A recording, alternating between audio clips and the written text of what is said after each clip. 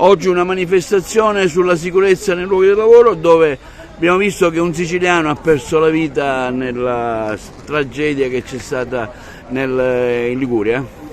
Ormai purtroppo non va più notizia oggi, perché tutti i giorni ci sono morti. Noi tra le tante cose che denunciamo è appunto l'inerzia del governo, perché rispetto ai tanti morti che ogni giorno si registrano, il governo l'unica cosa che riesce a mettere in campo è la patente a punti. La patente a punti significa che dopo che le persone muoiono, le aziende hanno l'obbligo, per recuperare quei punti persi, di fare un corso di formazione. Tradotto, basta pagare 1 migliaio di euro e hanno già trovato la soluzione a quell'azienda. Le aziende che non investono in prevenzione e che non investono per evitare i morti sui cantieri non devono partecipare alle commesse pubbliche. Il governo deve creare le condizioni affinché chi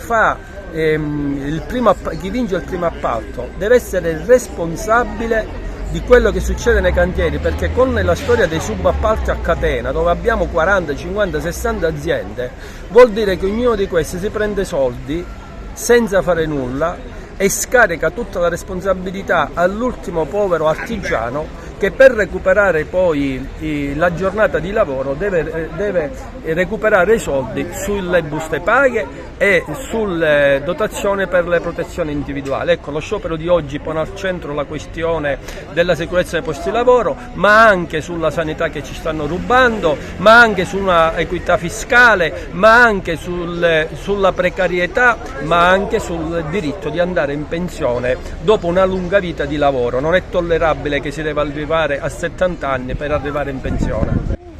Oggi una manifestazione anche qui ad Agrigento sulla sicurezza nei luoghi di lavoro, dove ancora purtroppo tanta gente continua a morire.